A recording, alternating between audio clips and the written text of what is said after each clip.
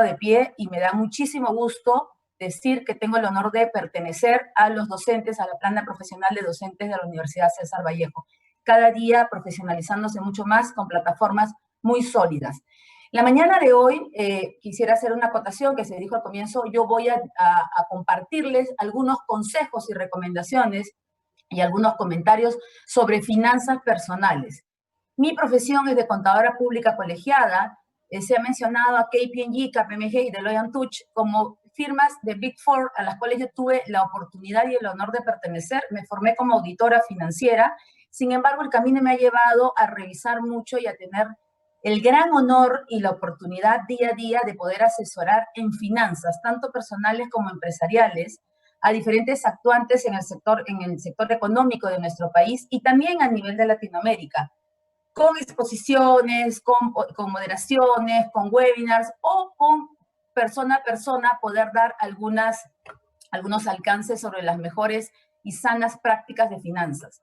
Esto es un tema, y como siempre le comparto a mis alumnos, es un tema que lo vemos a nivel empresarial en los cursos o en los dictados que podemos tener, pero que en verdad nace de una cultura económica y crediticia que debe ser a nivel de familias y de personas. Conversaba con el profesor Mariano en algún momento sobre este tema y les decía, eso es algo que tenemos que fomentarlo día a día, porque lo que pasa a nivel empresa es lo que en realidad nos adolece y nos pasa a nivel personas, a nivel familias. Y también aplaudo la iniciativa que hoy en día está teniendo desde el punto de vista del Ministerio de Educación y la parte educativa de enseñar finanzas en los colegios. Ya tenemos varios colegios que en un esquema de la interacción y la educación por interacción y no por memorismo, se está llevando a cabo pequeños negocios o emprendimientos de los alumnos del último año de estudios, sobre todo los que están bajo un esquema de bachillerato internacional, y se lleva al Colegio Mayor, por ejemplo, que muy bien copió este modelo, y varios colegios ya están hablando sobre esto, y son los alumnos los que pueden compartir este tipo de enseñanzas a sus familias. ¡Qué gran oportunidad! Porque algo que adolecemos, quizá por la educación que hemos tenido antes, por las experiencias que hemos vivido, por la situación de centralización que todavía se vive de solo mirar a Perú como Lima, craso error, es de que muchas veces tenemos excelentes ideas. El Perú está formado en la parte económica un 60% por emprendimientos que son excelentes ideas de negocios, pero que caen en el periodo de 1 a 2 años por una falta de cultura financiera, cultura administrativa y cultura de negocios, y una falta de educación crediticia. Creer que dejar de pagar me puede ayudar, me puede sumar, combinado, menos mal, las menos veces, con una autovictimización que tenemos de pensar de que dejo de pagar y eso va a hacer que concentre mis ingresos o mis ganancias en otra cosa, cuando termina golpeándonos duramente, ¿no? Ya lo hemos visto, y siempre lo comparto con mis alumnos, el tema del programa Reactiva y el FAE-MIPE. Una oportunidad histórica, lamentablemente, ante una situación crítica de pandemia a nivel mundial, pero una oportunidad histórica de tener un préstamo como este, con una tasa de interés que creo que no la vamos a volver a ver en mucho tiempo, pero que lamentablemente hemos perdido la oportunidad de estar en el mapa por no tener una cultura crediticia, financiera y tributaria promedio adecuada, ¿no? Promedio adecuada. Sí, seguramente se ha concentrado, y no vamos a entrar acá a un tema político, ni nada de eso, se ha concentrado en algunos sectores o lo que fuera, pero sí han habido oportunidades de emprendimientos y de empresarios que lamentablemente no han podido apostar por esto porque simplemente no venían teniendo un comportamiento crediticio adecuado. Vamos a hablar un poco sobre este tema y vamos a llevarlo a las familias. Finalmente son las familias las que van a dictar la pauta de enseñanza y conocimientos a quienes son nuestros hijos o los miembros de esta familia, nuestros hermanos, tíos, como esté conformada la familia, con el respeto que cada familia merece. ¿Y qué es lo que está pasando o qué es lo que vimos? Yo creo que el tema de la pandemia a nivel mundial ha logrado tener, no solamente a nivel emocional, psicológico, familiar, emocional, de relaciones personales, sino a nivel financiero sobre todo, un antes y un después muy marcado, ¿no? ¿Qué es lo que ha pasado? Y un poco mirando, primero, para entender qué son las finanzas personales. Las finanzas personales casualmente son la gestión de poder manejar yo mi dinero y saber persona o familia o núcleo o negocio, pequeño negocio, empresario, ¿qué tengo que presupuestar? ¿Qué es presupuestar? Casualmente, mirar qué voy a hacer a futuro, qué parte voy a ahorrar, qué parte voy a tener que invertir, que hay una gran diferencia entre uno y otro, ya lo vamos a hablar, y con qué opciones monetarias cuento en este camino para poder hacer un plan que me lleve por lo menos a tener una tranquilidad. Creo que en este momento no podemos hablar de éxito como tal, porque no necesariamente vamos a tener un éxito, porque la situación es coyuntural y es especial. Pero sí, las finanzas personales son una gestión que tiene que ir a nivel de familias, a nivel de individuos.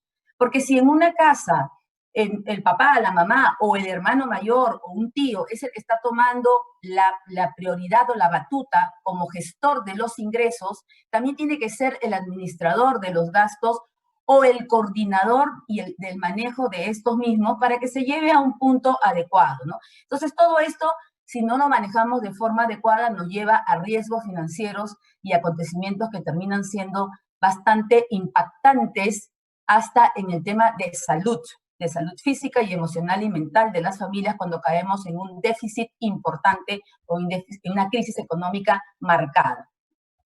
¿Qué podemos hablar de los antecedentes?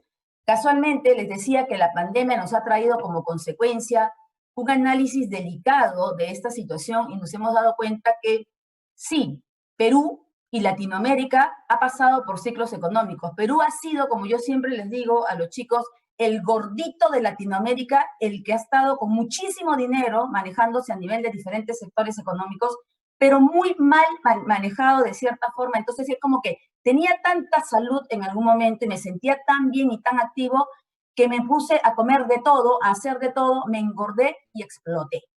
¿Y qué pasó? Que se destinaron recursos, se destinaron conceptos a situaciones o a eventos o actividades que no han sido las más adecuadas. Y sí, una parte ha sido por el cierre de los ciclos económicos o de los sectores económicos del país, pero otra parte no estábamos preparados, ¿no? Nos venimos preocupando, tengo que pagar estas deudas, tengo que pagar estos bancos, tengo que pagar esto, pero no nos ocupamos. Y en este ciclo económico, Perú se ha visto, Perú, que al final es nuestro gran padre, vamos a decir, que nos da el ingreso y nos da también ciertos gastos a los que tenemos que destinar, se ha dado cuenta que sus ciclos económicos simplemente han sido engordantes, pero no han sido previstos de tomar ciertas acciones en ciertos sectores. Uno de los primeros y que ha impactado el ciclo económico ha sido el tema de salud, ¿no? Ha sido el tema de salud que no estábamos preparados y que toda Latinoamérica de alguna forma no estaba preparada. Incluso países del primer mundo se ha visto que han tenido que estar bastante afectados. Pero tenemos el caso de Uruguay. El caso de Uruguay, acá cerquita, que ha tenido una presencia del COVID a un menor índice. ¿Por qué? Porque tiene cierta estructura económica que permite atender los temas de primera necesidad, salud y educación en un país como el nuestro.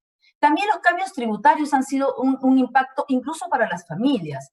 El tema de las rentas, cómo se han venido manejando. Yo soy una partidaria y sigo diciendo en algún momento poder tener la oportunidad de llegar a mis queridos amigos del Congreso o cercanos para decirles, hay ciertas rentas que tienen que estar segmentadas incluso por sectores económicos. Yo no puedo pretender que la renta de primera categoría se haga atractiva a las personas que alquilan un cuartito, parte de su casa, hacen un alquiler con el mismo porcentaje de quien alquila en el sector AB que alquila en el sector CD. Si nosotros segmentáramos eso de alguna forma por sectores económicos, tendría una mejor recaudación tributaria, perdón.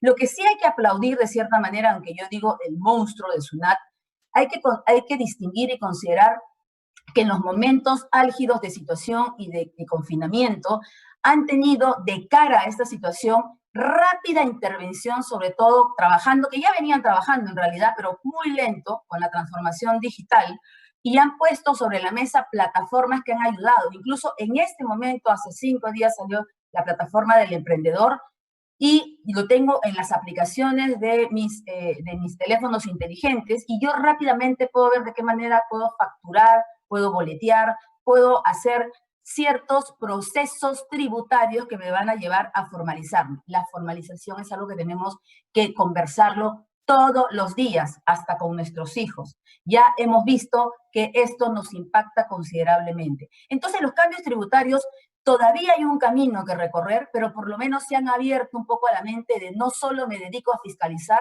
sino también a asesorar, a apoyar y a dar opciones y herramientas que permitan que el contribuyente tímido o el contribuyente mal guiado, inadecuadamente guiado, quiera finalmente compartir su negocio con SUNAT, con los aspectos tributarios que puede haber en el país y estar en un mapa, para que no le vuelva a pasar lo que ha pasado con Reactiva y después yo pregunte, ¿por qué a mí no me dieron el préstamo? ¿Por qué no declararon ventas? ¿Por qué no tenían una planilla adecuada? ¿Por qué tenían un subempleo crítico donde no estaba plasmado y no estabas en la foto? No te puedo mandar un recuerdo si no me sales en la foto porque no me voy a acordar siquiera de tu nombre. Entonces, esto es lo que ha visto los cambios tributarios y creo que han acompañado. Claro, la umbrella de todo esto, la sombrilla de todo esto ha sido la pandemia. Cuando nos pasa algo crítico, y pasa en las familias, cuando nos pasa algo crítico, algo impactante, tenemos otro tipo de pandemias que todavía no terminamos de atender. El bullying a todo nivel, la violencia de género, las diferencias que pueden haber. La pandemia ha sido como la tapa del pomo para decir qué pasa cuando te exijo que te quedes en casa, cuando no tienes dinero o recursos que puedan medir la situación de contagiarte, de enfermarte o siquiera de perder la vida. Entonces nos hemos dado cuenta que no lo puedo manejar como manejo los mandos de un play o de un juego de los chicos, porque pueden haber cosas que escapan totalmente de mi dominio y de los recursos económicos que yo pueda tener. Y este ha sido el caso de la pandemia. Hemos sido reactivos y nos hemos dado cuenta, y la reacción no ha sido suficiente, pero nos hemos dado cuenta de la cantidad de preventivos que nos pueden faltar a nivel de un país como el nuestro, ¿no? Cosa que tenemos que seguir trabajando. También tenemos que hablar de la recesión económica. A raíz de la pandemia, y no solamente a raíz de la pandemia, ya ha venido el tema de recesión económica. Ya habían sectores económicos, que ya habían venido golpeando un poco desde el año pasado, finales de año, pero la recesión económica se ha hecho fuerte. Siempre converso con mis alumnos de los riesgos que tenemos y cuando yo tengo un tema de falta de liquidez, por supuesto que voy a tener un tema alto de falta de poder pagar mis créditos, afectando a todo el sector financiero. La recesión económica también ha traído como consecuencia de que no nos mojemos solamente el ciudadano de a pie, sino que se mojen todos los actuantes y reguladores que están en diferentes sectores y, por ejemplo, los sectores financieros no digan, yo no puedo, de alguna forma, formar parte de la ayuda y revisar los temas de congelamientos de deudas, de tasa de interés, y en el camino han salido muchos decretos y muchas alternativas, pero esa recesión económica nos ha golpeado considerablemente. La crisis política va de la mano con la corrupción. Seguimos trabajando, por eso digo, en un tema reactivo, en un tema de que reviso lo que pasó hace años y no lo que está de cara de aquí a la actualidad o incluso al futuro, ¿no? Este tema siempre nos va a seguir golpeando, pero nosotros no tenemos que ser los que nos sentamos a dar una opinión y simplemente formar parte de los opinólogos de balcón. Nosotros ya podemos hacer cambios desde nuestras casas, desde nuestras pequeñas economías, para hacer un giro y por lo menos trabajar y caminar en lo que va a ser la educación financiera y crediticia de este país. ¿Y por qué defiendo tanto la formalidad? No me interesa defender a SUNAT. Yo ya tengo una buena cantidad de años encima y creo que la corrupción no tiene que ver con solo las contrataciones o con solo lo que puede ver a nivel estatal o de Estado o de grandes contratos. Tiene que ver desde el momento que yo digo, voy a pasar esta factura que no corresponde al negocio, voy a robar un ratito este cable, voy a dejar de pagar esto, no voy a devolver o honrar a quien se equivocó en una despensa, en un mercado, en darme el vuelto. La corrupción está a todo nivel y de eso tenemos que formar parte distinta, distinguida de hacerlo en pequeños actos que podamos tener día a día. Porque eso en realidad es un mal ciudadano, no es un mal solamente a nivel de un poder, es un mal ciudadano que tenemos que erradicar. ¿Qué hemos tenido como consecuencia de todos estos factores que nos han impactado? La pérdida de empleos, ¿no? En este momento ya estamos hablando más o menos de un 130% de afectación de pérdida de empleos del año 2019 que en el año 2020. Y la pérdida de empleos vinculada a la mayor informalidad del hecho de el desempleo, el subempleo y el empleo de manera inadecuada, ¿no? Les comentaba a los chicos que en este momento el ingreso per cápita del año pasado más o menos era de 2.500 promedio de la población económicamente activa. En este momento estamos hablando de 1.400, donde los que más están afectando son los chicos de 25 a menos años que están contratados por menos del mínimo y en condiciones que están rayando con el tema legal laboral. Y eso es algo que está impactando.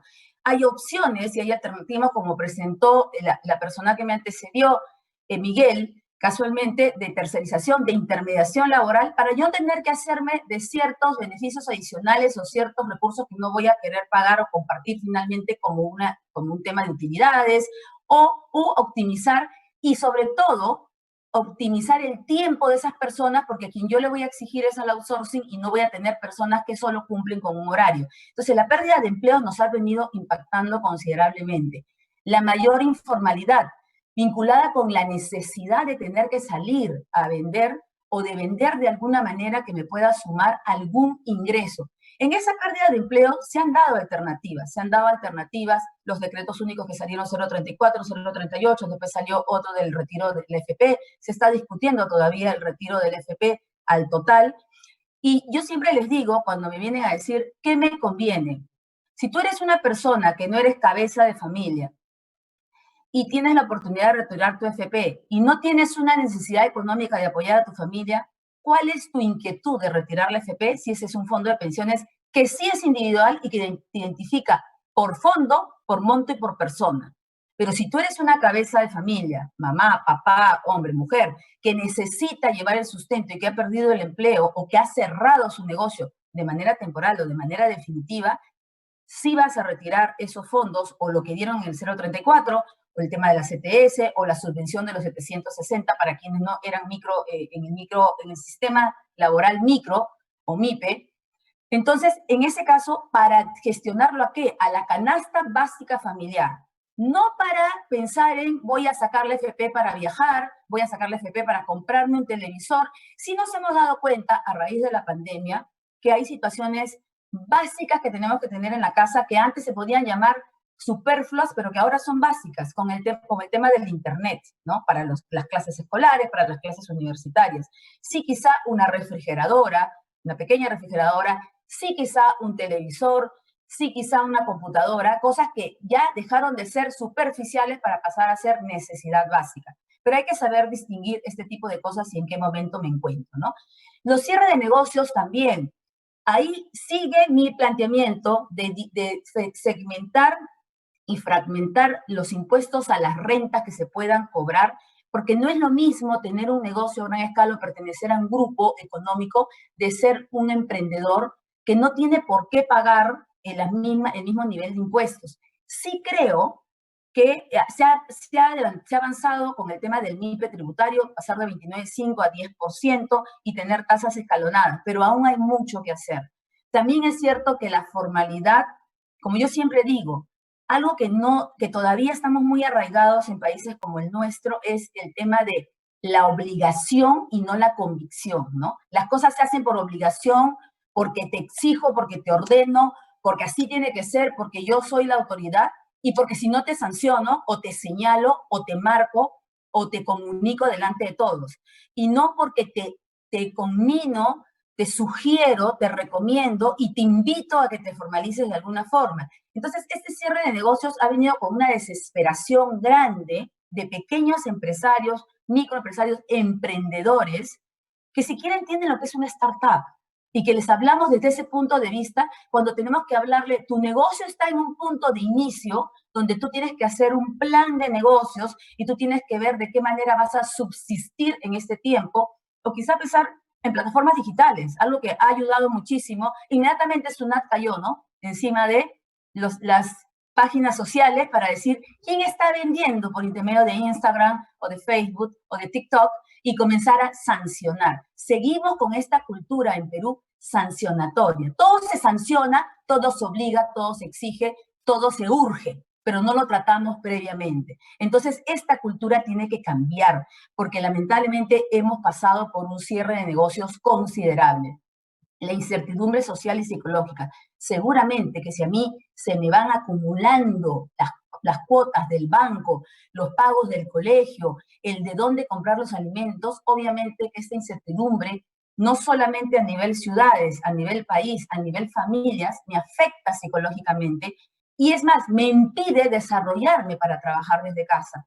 Entonces, hay que tener mucho cuidado y no desestimar el hecho de cómo se sienten las personas que pertenecen o que dependen de un empleo que yo le estoy brindando. Hay formas y formas. Exigir no significa maltratar. Y a veces por dejar encima de y estar de cierta manera ridiculizando las deudas de las personas, los pendientes de las personas, estamos maltratando muy sutilmente. Entonces, esta incertidumbre social y psicológica ha afectado mucho a las familias que además por más de 60 días no han tenido la oportunidad de salir y que han tenido que vivir con sus problemas dentro de casa. La crisis económica finalmente se concentra en todo esto. Falta de ingresos, muchos gastos pendientes de pagar y además algo que se presentó de un momento a otro, ¿no? Qué importante los planes de salud. Qué importante saber que cuento con alguna opción de salud.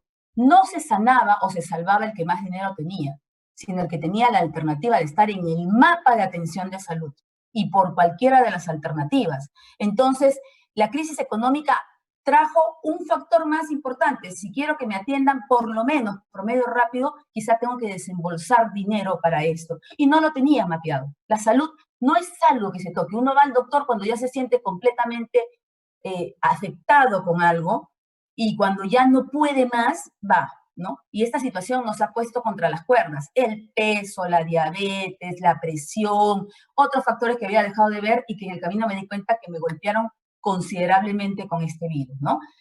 Mayor valor en servicios básicos. ¿Qué fue lo que pasó al inicio? Dijeron, se cierran o se cortan en este momento la cobranza de servicios. ¿Y qué hicieron los servicios básicos? Dijeron, como yo dejé de tomar medidas en algún momento o de cuantificar su cuenta y riesgo, ahora yo actualizo mis valores. Y ya no tengo por pagar 5 del uso de agua, tengo por pagar 10 o 12. Y las familias no están preparadas para eso.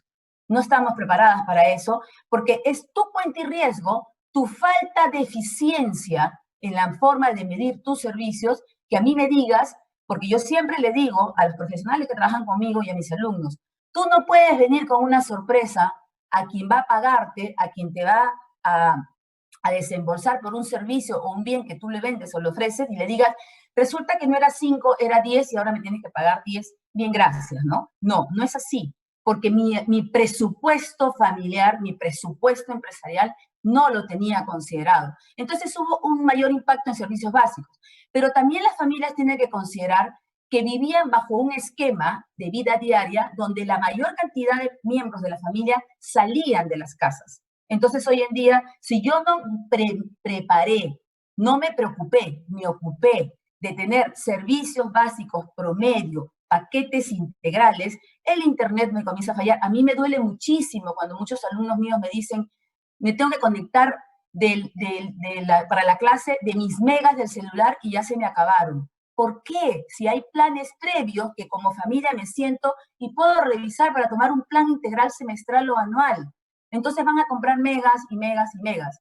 Y por otro lado puede haber un docente que le diga, conéctate rápido ahorita porque si no te sanciono. Y estamos pasando por una realidad, algo que me sensibiliza muchísimo y por eso lo aplaudo en la universidad, es ver las realidades más allá de Lima.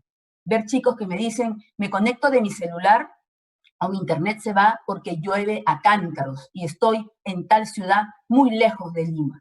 Esas son las realidades que tenemos que tomar en cuenta y que muchas empresas de servicios no las consideran. La educación básica, regular, la educación primaria y secundaria se ha visto de cara a las lamentables situaciones que tiene de que los niños no puedan estudiar porque siquiera hay una forma de conexión de Internet. Esos servicios básicos se encarecieron para muchas de las familias. Y la especulación. Ustedes se acuerdan lo primero que pasó, ¿no? Cuando se hablaba de ya el tema de pandemia y la cuarentena y el confinamiento, la compra de papel higiénico. Otro de los factores críticos en un país como el nuestro es el tema de especular. Dejo de leer, dejo de informarme, dejo de cruzar información, de educarme, porque hay una parte de autoeducación y con mayor razón de quienes preparamos profesionales, y especulo. Entonces desapareció el papel higiénico, ¿no? Desapareció como si el papel higiénico iba a ser la salvación, quien tenía más papel higiénico se salvaba del COVID, ¿no? Y era una situación crítica donde uno no sabía por qué había pasado, pero después sí es cierto que hay ciertos consumos que se incrementaron en las familias. Justo hablaba con mis alumnos ahora en la mañana, un poco, no necesariamente todos los negocios se han golpeado críticamente en el tema de la pandemia. ¿Qué ha pasado con las harinas? ¿Qué ha pasado con el popcorn? ¿Qué ha pasado con la vainilla? ¿Qué ha pasado con los fideos? ¿No? Con las legumbres. Desaparecieron del mercado y tuvieron que sobreproducir empresas porque toda la familia estaba en sus casas. Y muchos nos dedicamos a aprender de panadería, a aprender de postre, cosa que antes, ¿cuánto tiempo llevábamos sin hacer un postre en familia? O hacer pan a nivel de familia. Entonces, la especulación trae como consecuencia una crisis social y psicológica crítica. Pasó también con el dólar en algún momento. De un momento a otro, porque Trump habla y porque no le va tan bien en su discurso, el dólar sube, el dólar baja. Normalmente sube. Y en algún momento llegó hasta picos de 3.6. ¿A razón de qué? Entonces ahí inmediatamente tienen que estar preparados, ocupándose autoridades y entidades como el BCR, como la SBS, para decir, chao especulación, soltamos soles, comprimimos dólares porque esto no puede continuar. Esto es muy transparente para las familias, pero es nuestra responsabilidad en cada familia, los que estamos estudiados, los chicos que están estudiando, de prepararse para ayudar a sus familiares a que puedan entender. Un ratito, no te desesperes, esta especulación va a terminar, no saques tu FP todavía, tienes 30 años, no es el momento, porque tú estás en el fondo 3, el fondo más crítico, deja que se estabilice, deja que se controle esta situación que está pasando. Otra cosa es cuando hay crisis económica real e ingresos cero. Entonces hay que analizar un poco. Eso es planificar, eso es planear. ¿Qué acciones tomaron las familias? Quiero compartirles este video, por favor, para que lo vean, porque hay un concepto que vamos a conversar que sin darnos cuenta ha estado muy involucrado en el día a día de las familias y quiero, por favor, que lo veamos con mucho detenimiento.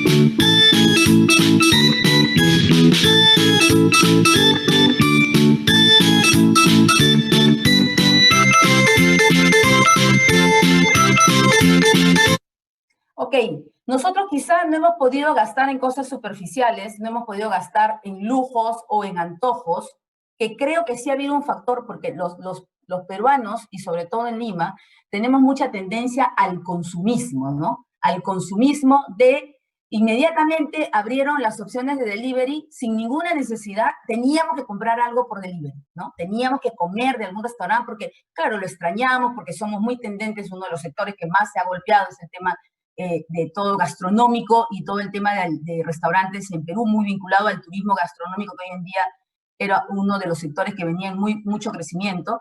Entonces hemos tenido que salir a pedir deliveries inmediatamente. Pero han habido otros gastos hormiga que sí nos han impactado un poco, que es el tema, ¿qué hicimos en las familias?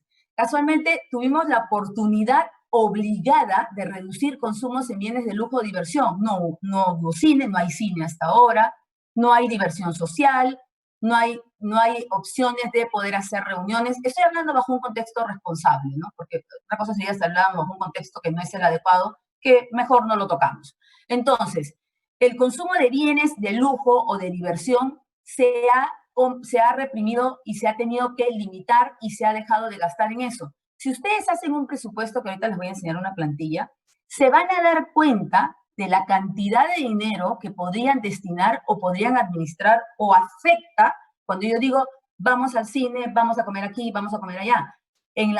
Voy a sonar como una abuelita, pero en mi época el ir al cine o comer un pollo a la brasa era el premio de fin de mes, o era el premio de un trimestre, o incluso era el premio en fiestas patrias en Navidad. Hoy en día los jóvenes, sobre todo, no tan jóvenes, tienen una vida social muy activa y muchas veces no mapeo las obligaciones principales que tengo e inmediatamente cobro el sueldo que tengo y lo destino a una actividad social que me viene haciendo ruido hace tiempo, ¿no? Entonces, hemos tenido la oportunidad obligada de poder reducir consumo de este tipo de cosas.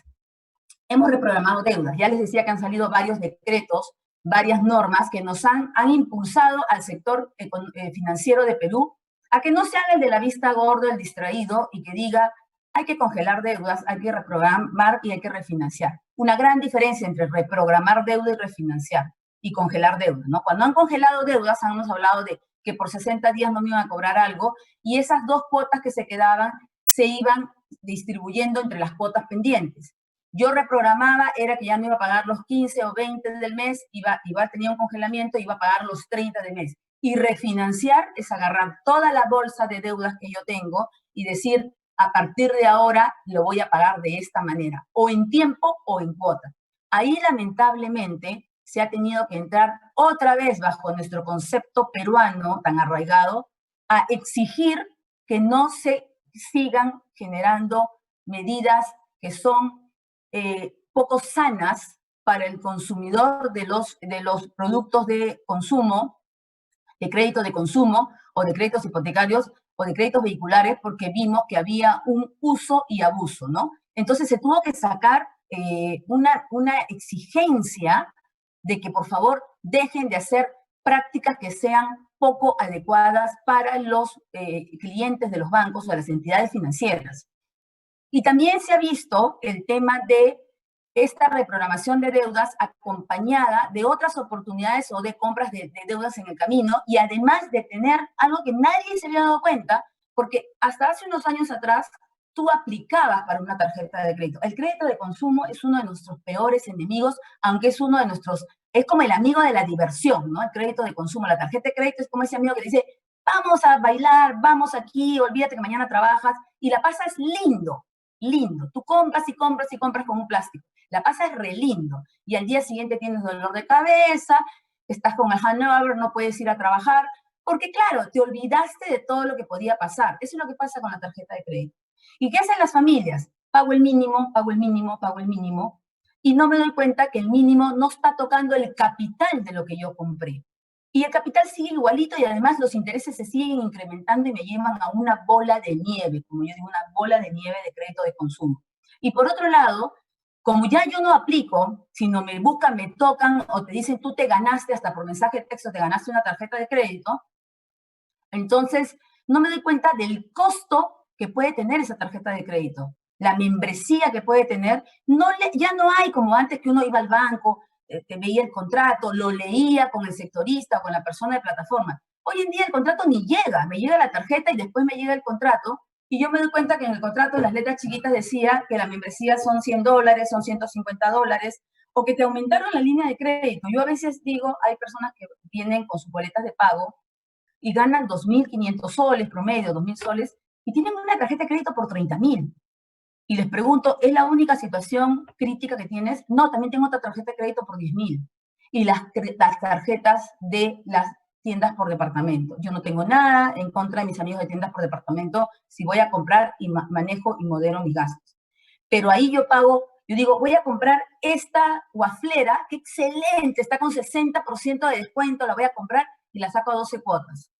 Y termino pagando el 150% más. Y no me doy cuenta, porque la tienda por departamento no te pone un pero alguno y la tarjeta tiene tasas que llegan hasta el 100% del valor de cada una de tus compras. Entonces, la reprogramación de deudas también ha traído como consecuencia que las familias digan, a ver, ¿qué tenía con cada banco? ¿De qué manera lo venía manejando?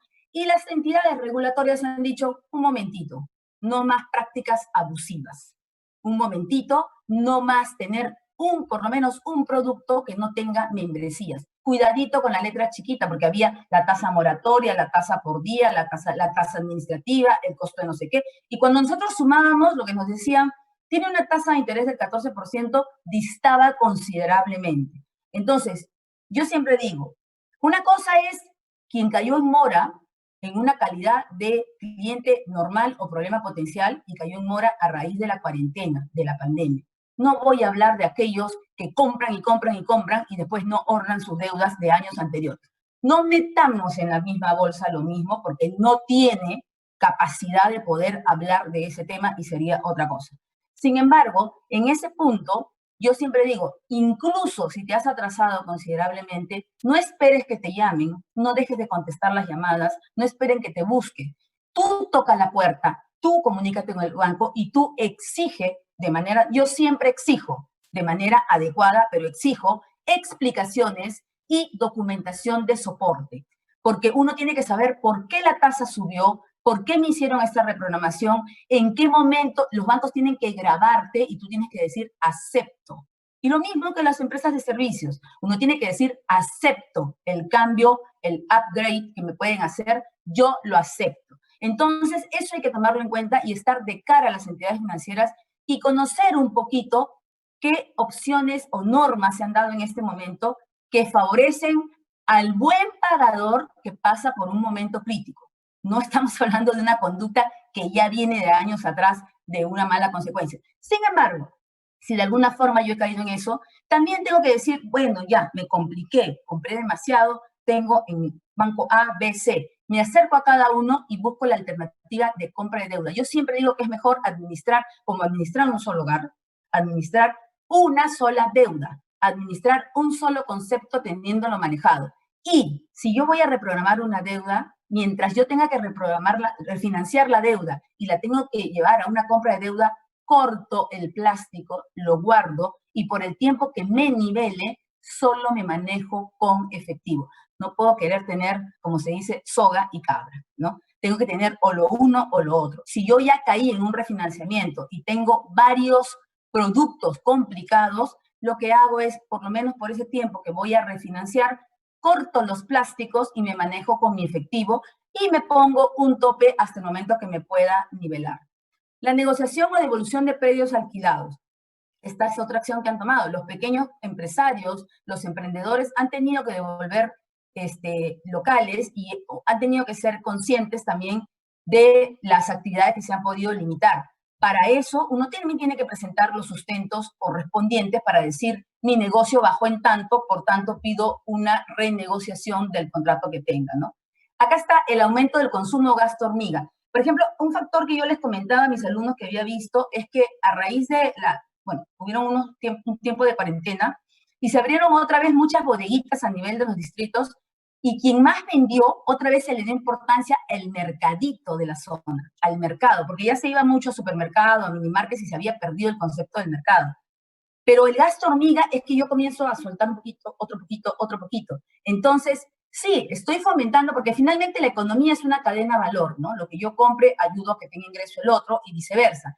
Pero el gasto hormiga era eso. Comienzo a sacar para el diario. Hoy compro esto, hoy compro esto, hoy compro esto, y no me doy cuenta y no llevo un control y puedo estar comprando quizá lo mismo o no lo necesito. Entonces, cuando ha habido ciertas escasez de ciertos productos, nos hemos dado cuenta que no necesariamente lo necesitaba y podía esperar por él. Y podía consumir otra cosa que tenía en casa, porque el gasto hormiga me estaba afectando. Yo tenía que estar sacando de a poquititos, ¿no? Y disipando o distrayendo para otros conceptos. Pero también es cierto que ha habido la oportunidad, sobre todo con los jóvenes que por cierto tiempo han trabajado desde trabajo remoto o han estado en casa, que no hayan perdido, obviamente, el contrato de trabajo, o las personas en general, de optimizar y no gastar en movilidad, no gastar en alimentos en la calle, y eso irlo guardando para destinarlo a otros conceptos que después voy a necesitar. El aumento de gastos médicos, por supuesto, lo conversaba hace un rato, esto ha sido crítico, porque una cosa es estar por el salud o el SIS, aunque también en el camino, un poquito contra el tiempo, pero se reaccionó, otra vez seguimos siendo reactivos en decir, no se puede atender solamente y discriminarte porque tengas un seguro público y no un seguro privado y vamos a atender a todos, ¿no? ¿Y qué pasó? A nuestros amigos, señores clínicas, tuvieron que ponerles un tope y decir, tú no puedes cobrar más de tanto, porque no era lo mismo entrar a UCI por cualquier otra razón anterior al COVID que entrar a UCI por el COVID. Un cuarto en una clínica promedio que puede costar 1.000 soles el día, en UCI cuesta 3.500 a 4.000, porque claro, los aparatos son mucho más críticos, son mucho más grandes y complejos, pero también se tuvo que poner una norma y un tope.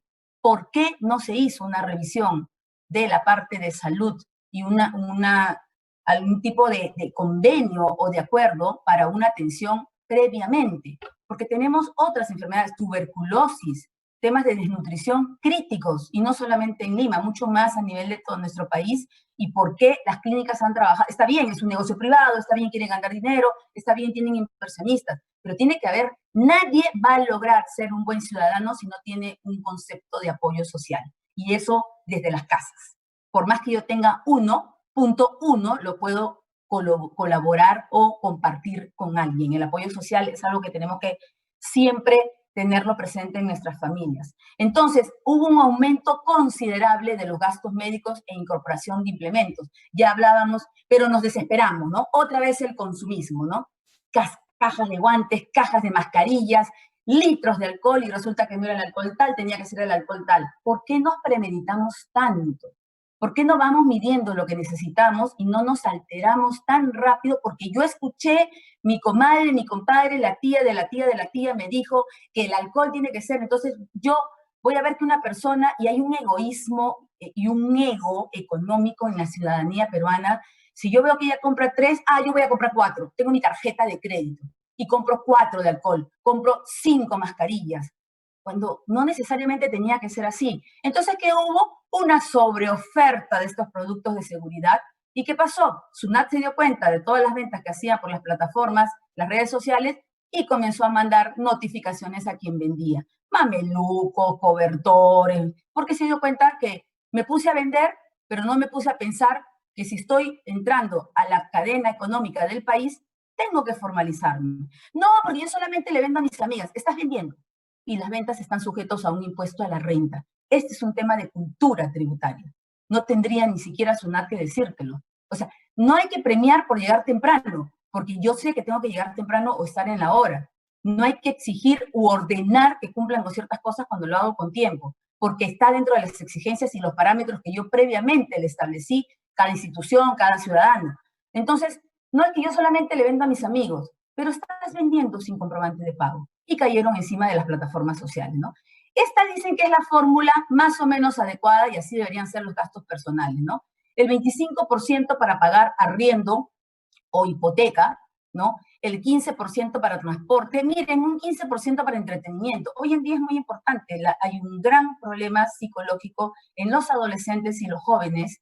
Por ejemplo, en otra universidad que tuve la oportunidad de hacer un análisis, había muchos alumnos que salían desde las 7 de la mañana de su casa y no regresaban hasta las 11 y usaban todo el internet de la universidad porque era su segundo hogar, y han perdido ese vínculo porque en casa habían niños pequeños, porque vivían tíos con primos, hermanos, y en la universidad tenían más oportunidades de estudiar. Entonces, se ha ahorrado un poco este tema de entretenimiento, pero se ha tenido que destinar a temas de redes, por ejemplo, y de internet y esas cosas. El 10% para comida, siempre nos hemos dado cuenta también de que de alguna forma podemos sembrar algunas cosas, cultivar algunas cosas que han sido saludables. El 10% para tarjeta de crédito. Hoy en día debemos el 60-70% de nuestros ingresos, ¿no? El 10% para servicios básicos de casa y algo para el ahorro. El 50%, y miren, el 5%, perdón, para servicios digitales, que hoy en día el entretenimiento ha pasado aquí, ¿no?